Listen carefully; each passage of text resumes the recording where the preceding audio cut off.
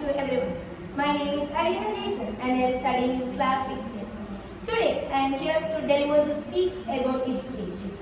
It is usually a belief that education is a foundation for all-round development. Life is based on development and that developing and growing is life.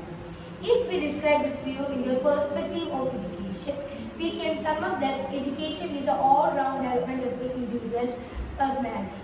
Education is a process of man-making, hence education is necessary for all. As per the report of the Kodari Commission, the destiny of India is being shaped in its classroom. Education ingrains civic and social responsibilities among everyone. Education, India is the land of diversity. In order to bring unity, education is a means of achieving emotional integration. We cannot do anything without education. Education is the essential aspect of human development. Education is the means of achieving a world of peace, justice and equality for all. No good life is possible without education. Education endorses that human being's intelligence, develops his skill and enables him to be industrious. It ensures his progress. Education also generalizes the undeveloped capacities, attitude, interests, and urges and needs of the individuals into desirable channels.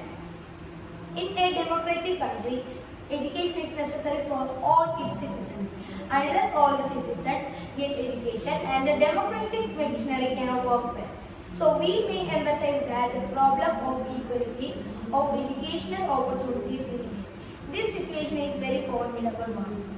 The Indian Constitution enacted that there should be universalization of primary education. In order to the Constitution, it was indicated that compulsory education is necessary for the children up to the age of 14. Education for all is now an international goal for both developed and developing countries. Thank you.